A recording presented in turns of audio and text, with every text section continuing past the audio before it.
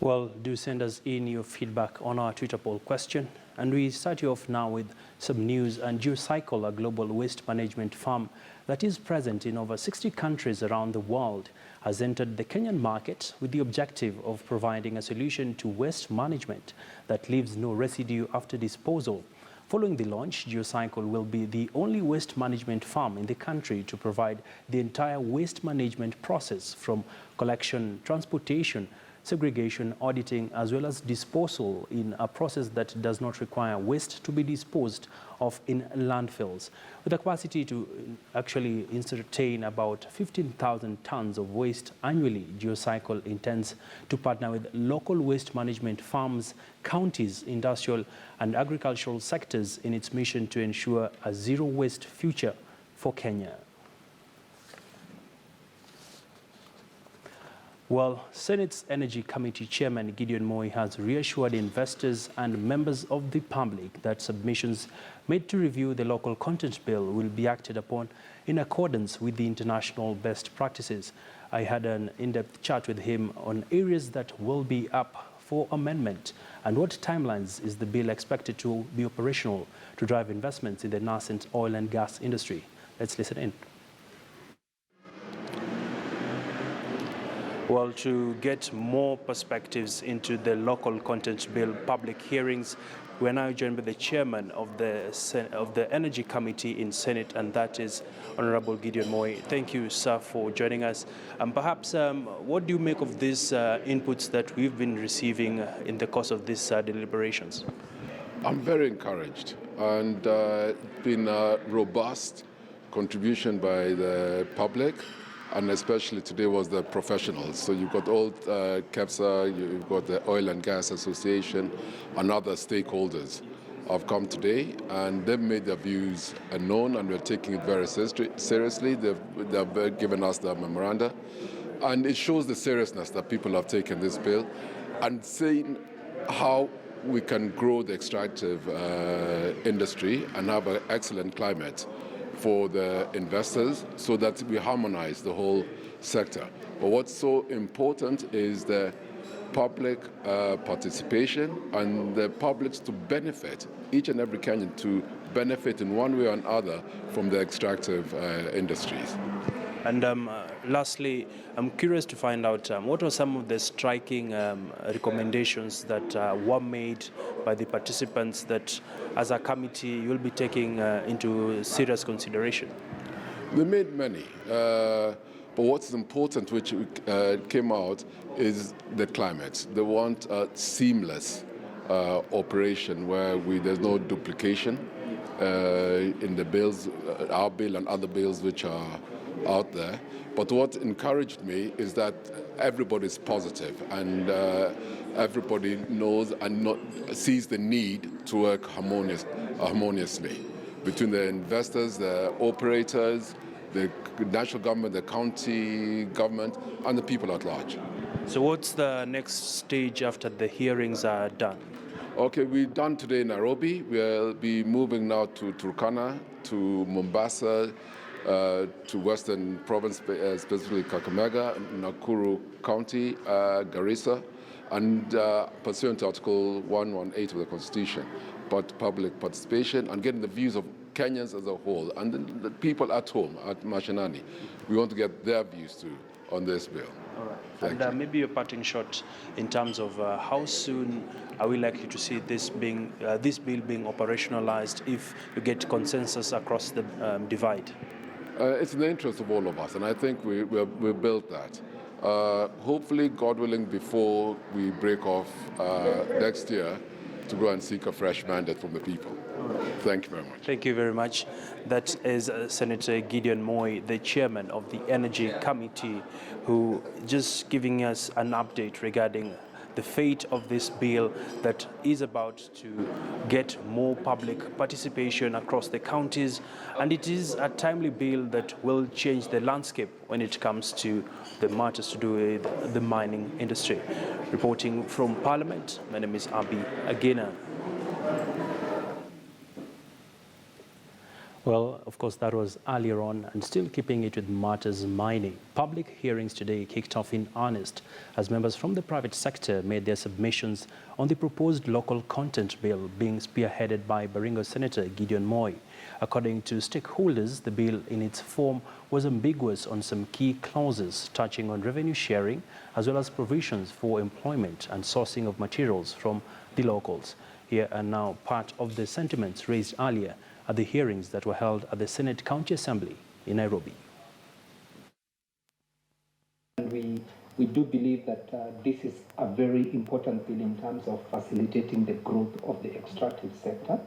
And in particular, I think one of the issues that we are particularly keen to see come out of this bill is that it should have a very clear emphasis in terms of collaboration between the county and national governments, because a lot of the resources that are actually the subject matter of this bill are actually in the counties. So there's a very clear need for collaboration between these two levels of government, but also the private sector, because obviously the private sector is the main player in terms of extraction of these natural resources. And then the other issue that we wanted to highlight, just in terms of an overall view, is that this bill should, of course, help to create a predictable investment climate that would then particularly support local enterprises, which stand to benefit out of the implementation of local content provisions. The private sector has... Well, moving on, Africa Oil and its partners in Kenya will drill up to 8 exploration and appraisal wells starting from December to boost proven resources and improve financing prospects for field development and an export pipeline. This is according to industry executives with knowledge of the company. The group, which includes Tullow Oil and Maersk, initially planned a single pipeline to connect Ugandan oil fields and the Kenyan project to Kenya's coast, but Uganda opted to build its own pipeline via Tanzania.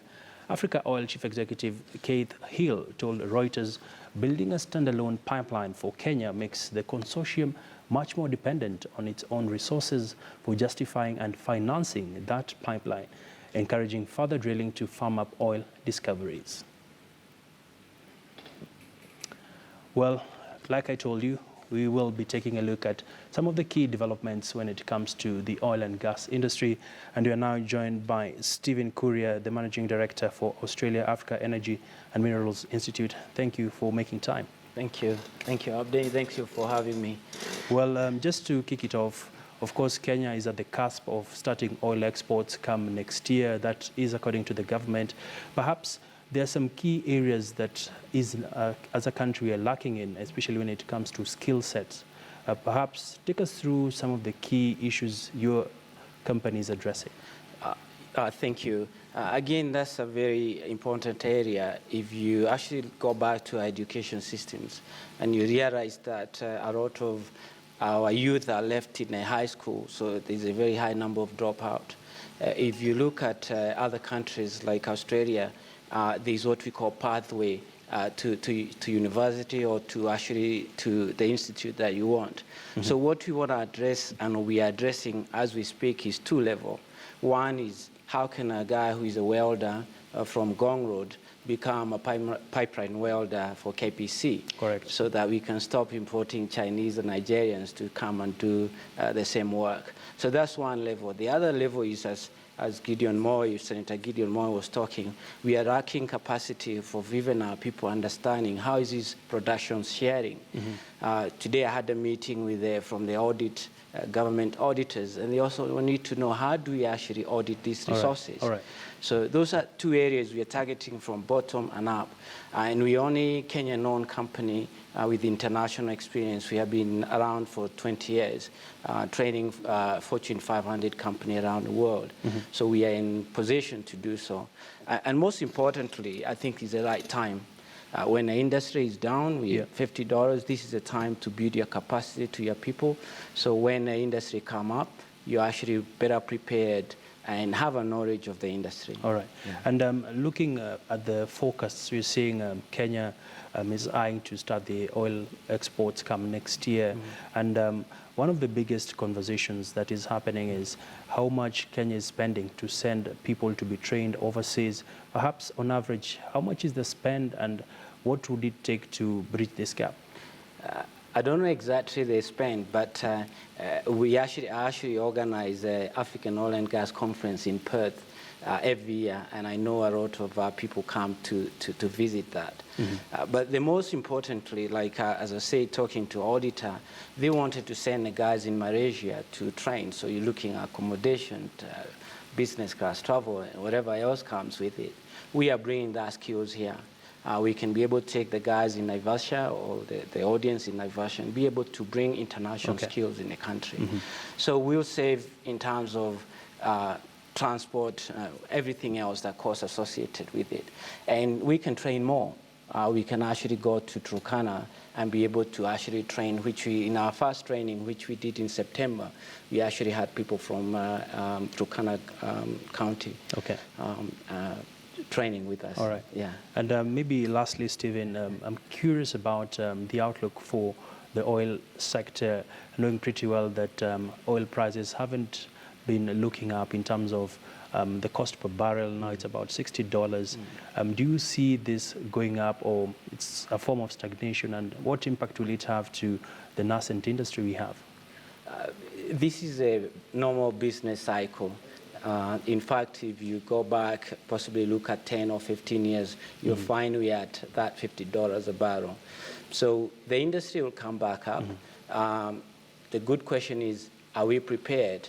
The last 5 years I've been coming back to Kenya from Australia. We have been hearing these issues. We don't have people understanding the industry. And that's why we're saying we cannot achieve our Vision 2030 if we don't have human capacity to drive the industry when it's back up. So it will be back up. We'll possibly be paying $100 a barrel. I'm not an economist, but I know you'll come back.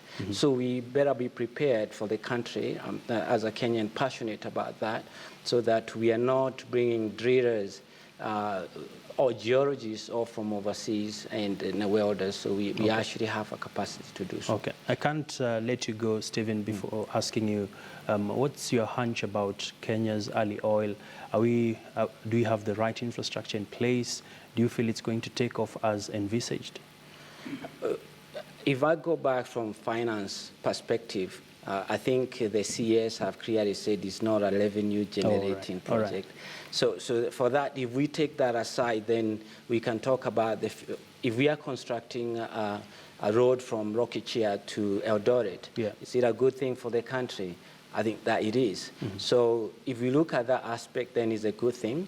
As I said earlier in another conference, is that we're also doing the dry run, meaning that we practice, but we can't hinge it on a revenue generation apart from that. Fantastic. So I can't really say whether financially will make sense in the end. Yeah. It's a question of wait and see. It's wait and see. It has happened in other countries before.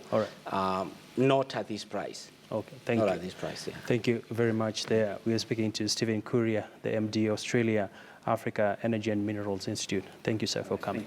Thank you. Well,